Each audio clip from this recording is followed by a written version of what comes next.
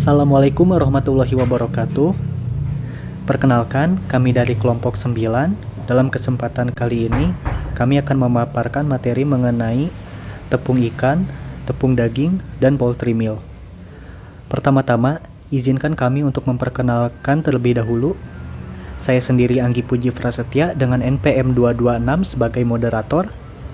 Selanjutnya ada rekan saya Agung Juliansyah dengan NPM 219 sebagai pemateri.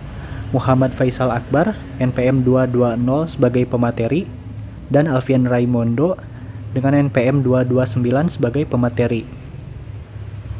Baik, langsung saja untuk pemaparan materi yang pertama, yaitu mengenai tepung ikan. Materi tepung ikan akan dipaparkan oleh rekan saya, Alfian Raimondo. Terima kasih kepada moderator atas kesempatannya. Nama saya Alfian Raimondo. Di sini saya akan coba menjelaskan tentang tepung ikan.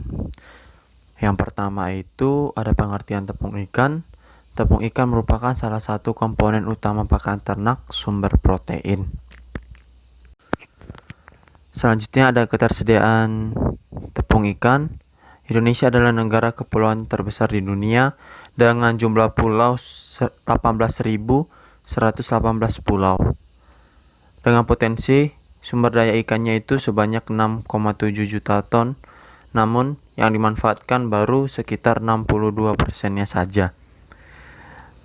Permintaan tepung ikan di Indonesia sekitar 100.000 hingga 125.000 ton per tahunnya. Sebanyak 80%-nya masih bergantung dari impor, khususnya dari Peru, Chili, dan Malaysia. Ada asal-usul tepung ikan. Nah, tepung ikan ini biasanya terbuat dari ikan teri, limbah ikan yang sudah tidak layak konsumsi, sama ikan ruca. Nah, ikan ruca ini contohnya seperti ikan pari, ikan cucut, ikan kumiran, ikan rebon, dan sejenisnya yang memiliki nilai konsumsi ekonomi yang rendah.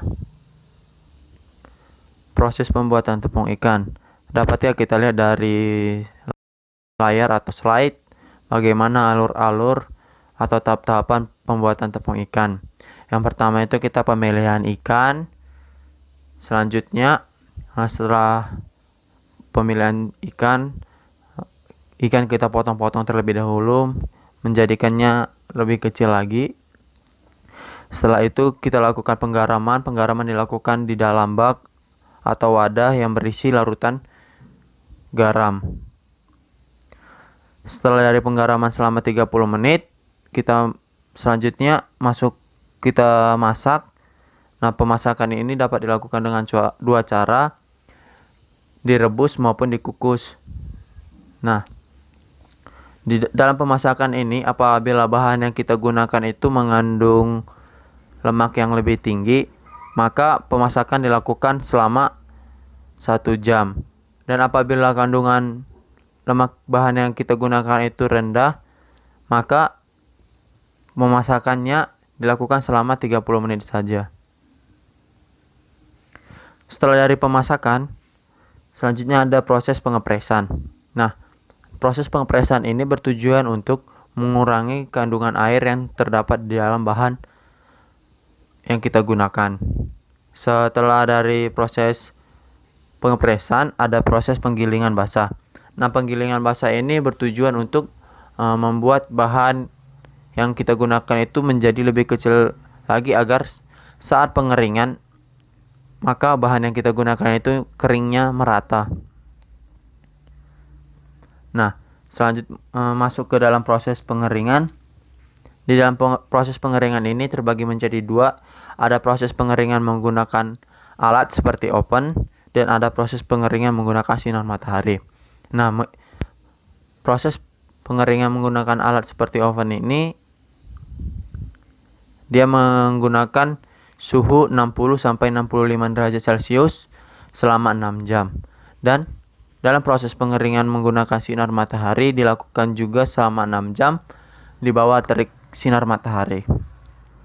Setelah dari proses pengeringan, masuk ke proses penggilingan kering. Nah, di proses penggilingan kering ini membuat bahan yang kita gunakan lagi menjadi lebih halus seperti tepung. Setelah dari proses penggilingan kering, masuk ke proses pengepakan. setelah dari proses pengepakan, maka barang yang kita buat siap untuk didistribusikan atau diedarkan. Selanjutnya ada kandungan nutrisi tepung ikan. Nah, kandungan setiap nutrisi dalam tepung ikan itu berbeda-beda tergantung dari bahan yang digunakan dalam proses pembuatan tepung ikan. Di sini kelompok kami ada menampilkan 3 bahan dengan kandungannya. Yang pertama, ikan ruca, ikan asin, dan kepala ikan. Nah, teman-teman dapat ya membacanya di slide. Selanjutnya, perbedaan tepung ikan impor sama tepung ikan lokal. Nah, perbedaannya itu ialah di kandungan nutrisinya. Kandungan nutrisi tepung ikan impor dan kandungan nutrisi tepung ikan lokal lebih tinggi kandungan nutrisi tepung ikan impor. Dapat kita lihat dari slide bahwa protein tepung ikan impor itu 63%, sedangkan protein dari tepung ikan lokal itu hanya 56%. Nah, ada persyaratan kualitas tepung ikan di Indonesia. Persyaratan kualitas tepung ikan menurut Standar Nasional Indonesia tahun 2009. Kualitas tepung ikan yang pertama itu yang kadar airnya rendah, lebih kecil atau sama dengan 10%, kandungan lemaknya rendah, lebih kecil atau sama dengan 2%, dan kandungan protein yang tinggi, lebih besar atau sama dengan 65%. Nah, kualitas kedua tepung ikan menurut Standar Nasional Indonesia yaitu kadar airnya lebih kecil atau sama dengan 12%, kandungan lemaknya lebih kecil atau sama dengan 2,7%, dan kandungan proteinnya lebih besar atau sama dengan 55%. Nah, kualitas ketiga tepung ikan menurut Standar Nasional Indonesia itu yang mengandung protein yang rendah 45-55%, dan kandungan lemak serta kadar airnya dia menurut kualitas yang kedua yaitu kadar airnya lebih kecil atau sama dengan 12% dan kandungan lemaknya lebih kecil atau sama dengan 2,7%. Ada kandungan non-nutrien yang terdapat dalam tepung ikan. Kandungan nitrogen atau non-protein pada ikan bertulang rawan lebih tinggi dibandingkan dengan ikan bertulang keras. Pada ikan bertulang keras, kandungan nitrogen non-protein berkisar antara 9-19% dari total nitrogen. Sedangkan pada ikan bertulang rawan berkisar antara 33,38%. Menurut Silalahi, selama proses pengolahan kadar protein dalam bahan makanan terurai menjadi NPN berupa senyawa peptida, asam amino, dan amonia. Oleh karena itu, kandungan NPN bahan pakan yang telah diolah akan lebih tinggi daripada yang belum diolah. Selanjutnya, hasil penelitian tentang tepung ikan. Nah, kelompok kami itu mengambil jurnal tentang pengaruh tingkat penggunaan tepung ikan Rucanilla atau Oreochromis niloticus dalam pakan terhadap penampilan produksi ayam buras. Nah, dalam penelitian dari jurnal tersebut, dia menggunakan ayam buras umur 18 bulan. Nah, dari hasil penelitiannya mengatakan bahwa penggunaan tepung ikan Rucanilla sebanyak 2%, 4%, 6%, dan 8% sangat berpengaruh dalam tingkat penggunaan dalam bahan pakan, tingkat konsumsi pakan, terhadap hand-dye production, terhadap egg mass, terhadap konversi pakan, dan terhadap income over feed. Nah, jadi dapat kita simpulkan ya kalau dari jurnal tersebut bahwa penggunaan tepung ikan ini dapat berpengaruh sangat besar dari konversi pakan dan lain-lainnya. Nah, jadi penggunaan tepung ikan ini sangat direkomendasikan untuk pakan ternak unggas. Yang terakhir ada rekomendasi penggunaan tepung ikan. Nah, tepung ikan ini sangat direkomendasikan untuk unggas-unggasan seperti ayam, bebek petelur, dan sejenis unggas lainnya. Tepung ikan ini juga dapat diberikan untuk babi dan ikan. Level pemberian tepung ikan dalam ransum unggas untuk periode starter itu sebanyak 10%, finisher itu 8%, dan ayam petelur 5-6%. Mungkin hanya sekian yang dapat saya sampaikan. Apabila banyak kesalahan, saya mohon maaf. Selanjutnya saya kembalikan kepada moderator. Terima kasih. Terima kasih kepada rekan saya Alfian yang telah memaparkan materi mengenai tepung ikan. Baik, selanjutnya akan dipaparkan mengenai materi tepung daging yang akan dipaparkan oleh rekan saya Agung Juliansyah. Kepada Agung Juliansyah, saya persilahkan. Ya, Assalamualaikum warahmatullahi wabarakatuh. Sebelumnya saya ucapkan terima kasih kepada saudara moderator telah memberikan kesempatan kepada saya. Di sini saya akan menjelaskan mengenai tepung daging. Ya, tepung daging menurut Hendricks dan kawan-kawan tahun 2002 menyatakan bahwa tepung daging dan tulang atau yang dikenal pula dengan meat and bone meal atau MBM dalam ransum babi dan unggas dapat digunakan sebagai sumber protein dan memberikan kontribusi sebesar 30% protein pakan. Kemudian asal-usul bahan tepung daging dan tulang biasa dibuat dari limbah rumah potong hewan berupa sisa daging yang menempel pada kulit maupun pada tulang. Pada beberapa kasus juga dibuat dari bahan daging bekicot. Kemudian di sini ada pembuatan tepung daging. Pertama, daging dan tulang dihaluskan atau dipotong menjadi agak lebih kecil, yaitu ukuran 5 hingga 10 cm. Setelah bahan dipotong, kemudian bahan direbus selama 2 hingga 4 jam dengan suhu 100 derajat Celcius. Setelah bahan direbus, kemudian bahan harus kembali dihancurkan menjadi serpihan-serpihan atau menjadi potongan yang lebih kecil. Setelah bahan dihancurkan, bahan harus direndam di dalam air kapur selama 4 hingga 5 minggu. Setelah dilakukan perendaman, bahan harus kembali dicuci menggunakan air tawar hingga benar-benar bersih. Setelah bersih, bahan yang berupa serpihan-serpihan itu harus melalui tahap pemisahan atau penyortiran. Yang pertama pada suhu 60 derajat Celcius selama 4 jam, yang kedua 70 derajat Celcius selama 4 jam, dan yang terakhir pada suhu 100 derajat Celcius selama 5 jam. Setelah dilakukan pemisahan, bahan-bahan kemudian langsung dikeringkan pada suhu 100 derajat Celcius. Pengeringan ini dapat menggunakan oven ataupun menggunakan sinar matahari langsung. Pengeringan ini dilakukan hingga kadar air berkurang sebanyak 5%. Setelah dilakukan pengeringan, bahan-bahan akan digiling menjadi bentuk tepung. Setelah bahan-bahan digiling menjadi bentuk tepung, tepung hasil penggilingan harus kembali melalui proses pengeringan hingga benar-benar kering. Setelah kering, tepung daging siap digunakan, siap dikemas, dan siap untuk dipasarkan. Selanjutnya di sini ada kandungan atau nutrisi dalam tepung daging. Berdasarkan SNI tahun 2014 menyatakan bahwa tepung daging dibedakan menjadi 2 kelas atau 2 mutu. Mutu pertama dengan kadar air maksimal 10%, kadar abu maksimal 35%, protein minimal 50%, lemak kasar maksimal 12%, serat kasar maksimal 2%, kalsium maksimal 11%, fosfor minimal 3%, dan tidak mengandung patogen, rambut dan bulu maksimal 1%, kemudian kecernaan pepsin minimal 85%.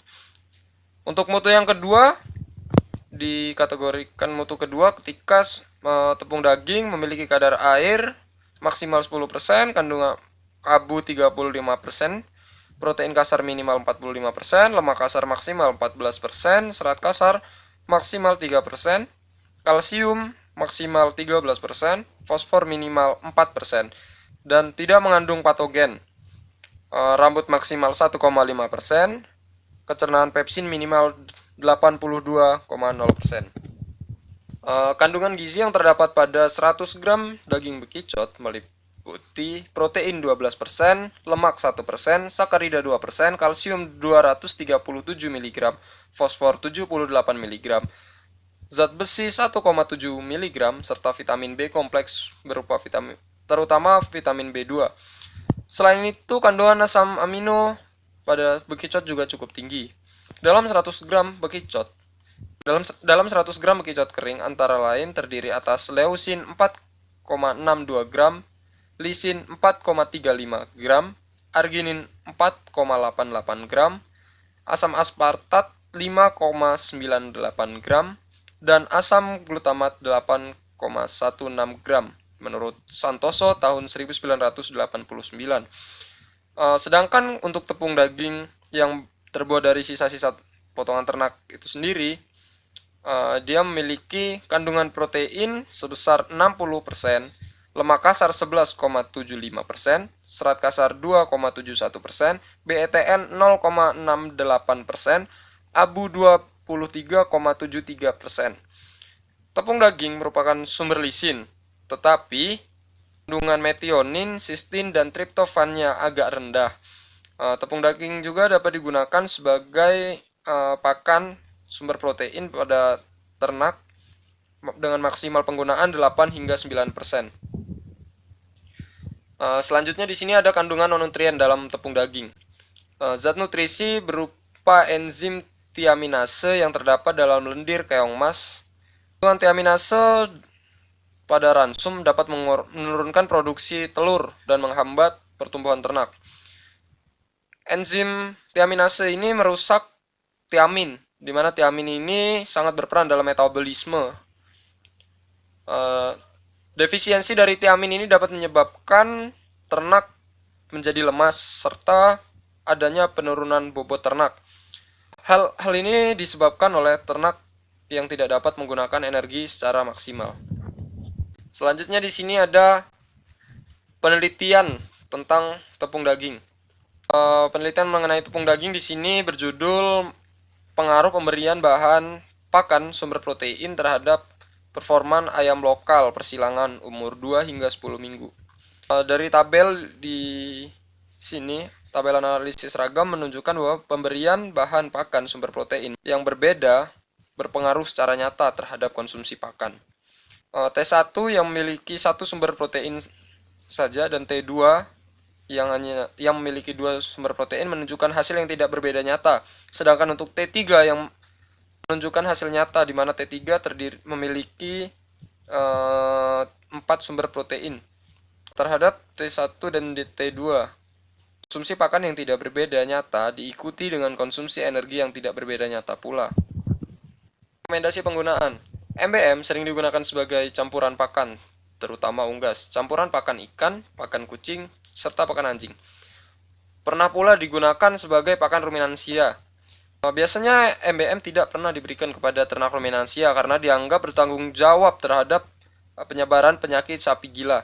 Selain itu, ruminansia merupakan hewan herbivora yang tentunya dia diciptakan untuk memakan atau mengonsumsi tumbuh-tumbuhan, bukan berupa daging. Sehingga pakan yang diberikan pada ruminansia sebaiknya berasal dari tumbuh-tumbuhan dan tidak berasal dari daging. Mungkin hanya itu yang dapat saya sampaikan. Sebelumnya saya ucapkan terima kasih. Saya kembalikan kepada saudara moderator. Terima kasih kepada rekan saya Gung Juliansyah yang telah memaparkan materi mengenai tepung daging. Baik, selanjutnya pemaparan materi mengenai poultry meat meal. Materi ini akan dipaparkan oleh rekan saya Muhammad Faisal Akbar. Kepada Muhammad Faisal Akbar saya persilahkan. Selanjutnya ada poultry meat meal. Poultry meat meal atau PMM merupakan bahan pakan sumber protein hewani dengan kualitas tinggi yang dihasilkan secara khusus sebagai hasil tambahan dari ternak yang tidak termasuk bulunya. Potensi produksi dan ketersediaan. Banyaknya jumlah peternak unggas di Indonesia membuat ketersediaan bahan pembuatan PMM ini cukup melimpah. Namun, dikarenakan minimnya pengetahuan dari peternak kecil tentang pembuatan pengolahan bangkai ternak khususnya unggas untuk dijadikan PMM di Indonesia ini cukup kurang. Saat ini pembuatan PMM di Indonesia masih hanya dilakukan oleh perusahaan ternak berskala besar, yang dimana menjadikan PMM ini agak jarang di pasaran. Asal-usul bahan pembuatan PMM. Bahan dasar pembuatan PMM biasanya menggunakan bangkai ayam yang mati dikarenakan penyakit atau virus maupun faktor lainnya. Adapun poultry meal lain yaitu ada byproduct poultry meal. Bahannya adalah bahan-bahan non-karkas seperti kepala, kaki, dan juga isi perut kecuali bulu. Selanjutnya penggunaan bangkai ayam dengan kondisi tersebut yaitu mati dikarenakan penyakit ataupun virus tidak akan mempengaruhi kesehatan ternak yang mengkonsumsi PMM ini. Pembuatan PMM itu pertama-tama yaitu adalah bangkai ayam dibersihkan terlebih dahulu dari bulu dan juga kotorannya, kemudian ditimbang. Proses pengolahan bahan. Bangkai ayam yang sudah bersih dimasukkan ke dalam autoflag pada suhu 121 derajat Celcius dengan tekanan 15 atmosfer selama 1 jam. Setelah itu ditimbang lagi untuk mengetahui berat setelah dimasukkan ke dalam autoflag. Kemudian ayam dipotong menjadi ukuran yang lebih kecil untuk mempermudah proses pengovenan. Proses pengovenan dilakukan pada suhu 105 derajat Celcius selama 24 jam sampai kadar air itu kurang dari 10%. Barulah setelah itu ditimbang, digiling hingga halus, kemudian disaring dan dimasukkan ke dalam kemasannya. Kandungan nutrisi dari PMM. Kandungan nutrisi dari PMM ini terdapat beberapa pendapat, yaitu pertama, PMM memiliki protein dengan kadar minimal 60%, dengan lemak 13%, serat kasar 2%, kalsium 5,76%, fosfor 2,77%, abu 14% sampai 18%, dengan pepsin digestibility in vitro Pepsi sebesar 90%. Yaitu selanjutnya menurut Zahra dan juga kawan-kawannya bahwa kandungan protein dari PMM mencapai 50,41% dengan energi metabolisme sebesar 2679 kilokalori per kilogram. Pendapat lain dari Suprizal dan juga kawan-kawan bahwa kandungan protein dari PMM ini lebih tinggi daripada MBM atau meat bone meal, yaitu sebesar 61,49% dengan asam aminolesin sebesar 3,57% dan juga metionin sebesar 1,49%. Hasil penelitian yang berjudul Pengaruh Pemberian Bahan Pakan Sumber Protein berbeda terhadap performa ayam lokal persilangan umur 2-10 minggu. Hasil dari penelitian yang dilakukan oleh Rosita dan juga kawan-kawan pada tahun 2017 menunjukkan bahwa pemberian bahan pakan sumber protein berbeda berpengaruh nyata terhadap performance ayam lokal persilangan umur 2-10 minggu. Konsumsi pakan rata-rata dari ayam kampung Sumper ini dengan umur 2-10 minggu berkisar antara 2.935,27 sampai 3.249,51 gram per ekornya, atau 366,91 sampai 406,19 gram per ekor per minggu, atau 52,41 sampai 58,03 gram per ekor per harinya. Rekomendasi penggunaan.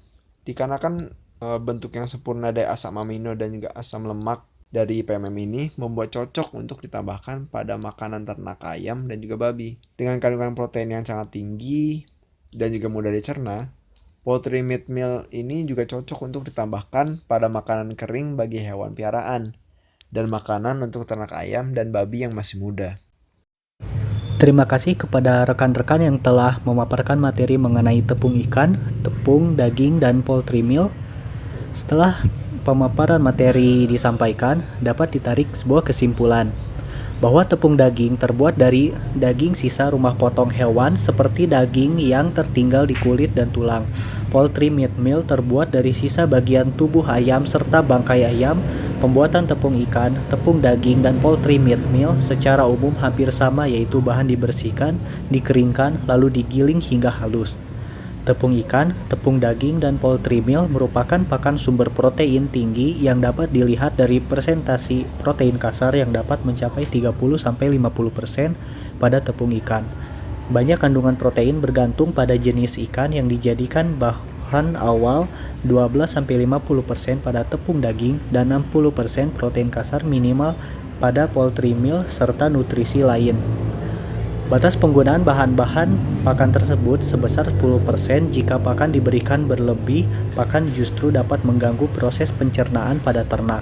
Selain itu, efisiensi ekonomi juga harus diperhitungkan mengingat bahan tersebut cukup mahal. Sekian pemaparan materi dari kami kelompok 9 mengenai tepung ikan, tepung daging, dan poultry meal. Terima kasih atas perhatiannya. Semoga ilmunya bermanfaat dan berkah. Wassalamualaikum warahmatullahi wabarakatuh.